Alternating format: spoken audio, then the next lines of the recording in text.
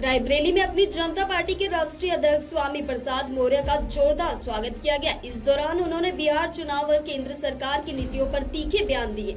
स्वामी प्रसाद मौर्य ने कहा कि बिहार में सत्ता का दुरुपयोग किया जा रहा है और वहां के मतदाता बीजेपी तथा उसकी सहयोग पार्टी की नीतियों के खिलाफ मतदान कर रहे हैं, जिससे उनकी हार तय है। उन्होंने केंद्र और उत्तर प्रदेश सरकार को घेरते हुए कहा कि देश में बेरोजगारी चरम पर है, करोड़ों युवा परेशान है, जबकि उत्तर प्रदेश में कानून व्यवस्था पूरी तरह से चरमरा चुकी है। अपराधियों के हौसले बुलंद है और दलितों, पिछड़ों और अल्पसंख्यकों पर अत्याचार बढ़ रहे हैं। मौर्य ने कहा कि उनकी पार्टी शोषित वर्ग की आवाज बुलंद करती रहेगी और जनता के हितों के लिए संघर्ष जारी रखेगी।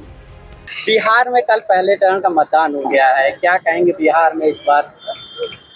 आपकी भी जो पार्टी है वो एसी से गठबंधन में है। ये जबकि बिहार तो भाजपा गठबंधन के खिलाफ बह रही है। अब भाजपा सरकार किसी भी तरीके से सत्ता का दुरुपयोग कर चुनाव अपने पक्ष में करने की कोशिश जरूर कर रही है, लेकिन जनता सत्ता पक्ष के खिलाफ है कि पूरे बिहार में इस प्रकार की हवा बह रही है। स्वामी आजम खान ने अभी जो है अखिलेश यादव से थोड़ी देर बाद पहले मुलाकात की है, क्या लग रहा है 2027 में चुनावी? ये जबकि 2027 अभी दूर है और 2027 तक तमाम राजनीतिक समीकरण बनेंगे, बिगड़ेंगे। अभी कुछ भी कहना जल्दबाजी होगी। आपके तो SIR होने जा रहा है, इसको लेकर आप क्या कहेंगे? अब चूंकि भारतीय जनता पार्टी के खिलाफ पूरे देश में माहौल बन गया है, आज भाजपा सभी मुद्दों पर पूरी तरीके से फेल हो चुकी है, सरकार की कलई खुल गई है, इसलिए मतदाताओं को मतदान करने से वंचित करने की तरह तरह के हथकंडे अपनाए जा रहे हैं। उसी के तहत निर्वाचन आयोग को माध्यम बना करके SIR के माध्यम से उत्तर प्रदेश में भी तमाम दलित, आदिवासी, पिछड़े, अल्पसंख्यक समाज के लोगों को मतदान से वंचित करने की कोशिश की जाएगी। कल बिहार चुनाव हुआ, उसमें जो है कांग्रेस ने ट्वीट किया है कि भाजपा के जो नेता हैं वो दिल्ली में भी मतदान किए हैं और बिहार में भी मतदान किए। कई नेता और डिप्टी CM पे भी कल हमला हुआ बिहार में। देखिए, वैसे तो बहुत से काले कारनामों का खुलासा हो रहा है जो भाजपा सरकार ने किए हैं, एक एक करके काले चिट्ठे सब आ रहे हैं और यही कारण है कि जहां एक और गुस्सा है भाजपा सरकार में, देश के करोड़ों नौजवान बेरोजगार हो गए, गरीबी बेइंतहा बढ़ी कि 80 करोड़ लोगों को 5 किलो 10 किलो चावल पर अपनी जिंदगी बितानी पड़ रही है। गरीबी इस हद तक बढ़ गई है कि आम लोगों का जीना दुभर हो गया है।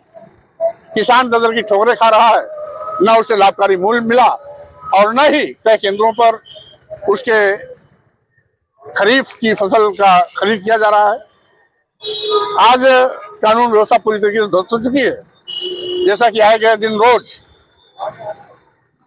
उत्तर प्रदेश पूरे देश में आपराधिक घटनाओं का केंद्र बन गया है। आज